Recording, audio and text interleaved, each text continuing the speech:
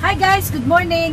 Ayan, dahil magdi-December na at alam naman ninyo, mag-Christmas na, nandiyan yung mga exchange gift, nandiyan yung mga pagririgalo sa ating mga inaanak.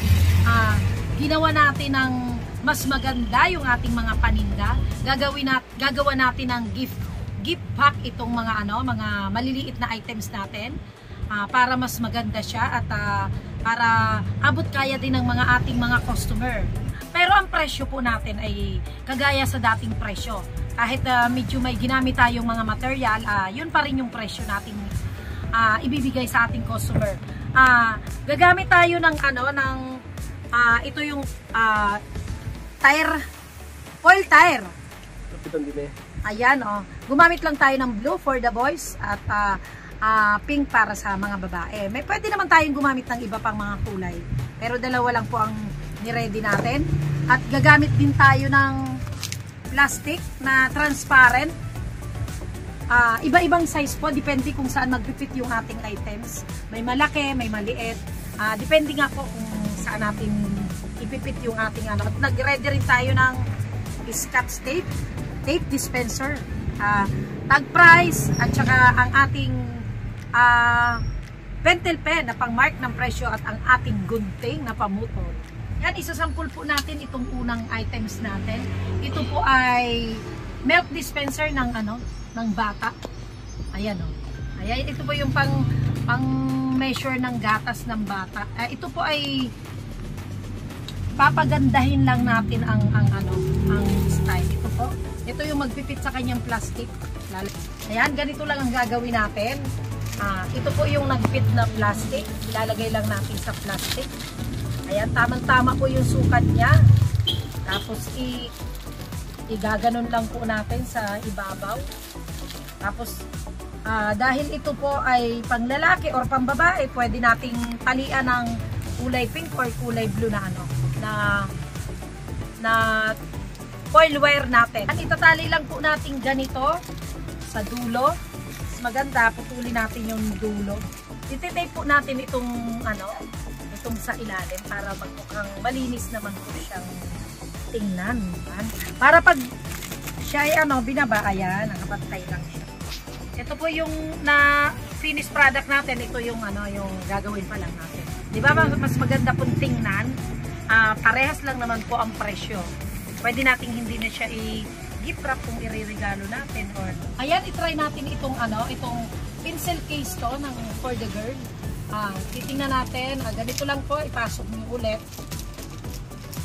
Ayan, napakaganda kasi fit lang siya sa ayun, gano'n na naman po.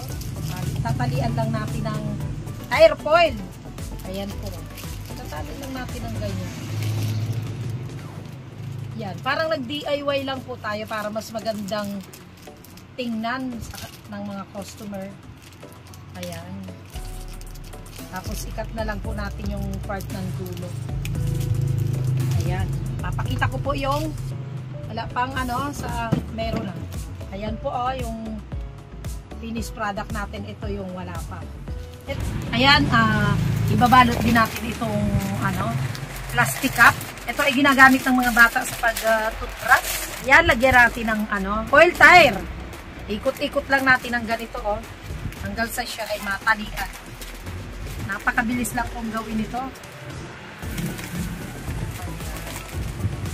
Tapos yung sobra po sa plastic is ikat natin para magmukha siyang mas classy. Ayan, itutupi natin ito. Lalagyan natin ng Scotch tape.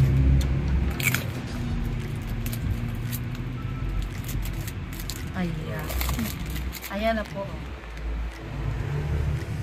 Ayan, ito naman po ay mugs na nakabox. Itatry din nating ilagay sa gift set para maging maganda. Ayan, ipasok lang po natin sa ating plastic. Transparent na plastic. Ayan, nagmukhang plastic na siya. Iikot lang po natin ang paganyan.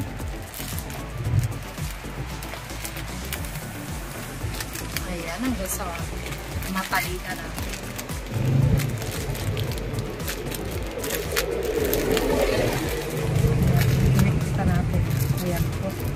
Tapos, Putulin ulit natin yung dulo para hindi siya hindi natin ang scotch tape.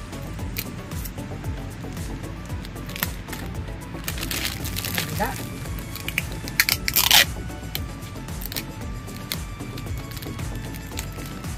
Ayan, at yan po ang kinalabasan. Lakas yun. At yan po ang kinalabasan ng ating ginawang set. Ayan, naging classic po siya. Kanina, mas gumanda. Ayan guys, narito na yung mga finished product natin na ginawa natin DIY.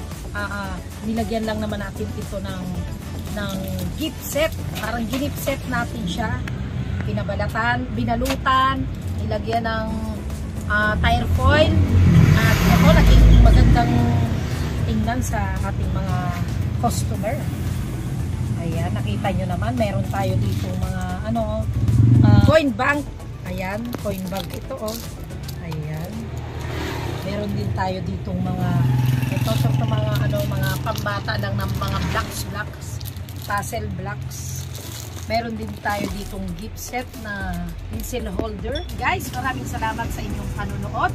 Sana yung nagkaroon kayo ng ideya kung paano natin gawing mas maganda sa paningin ng ating mga customer, ang ating mga items, salamat guys. Please subscribe, like, and share sa ating panibagong video.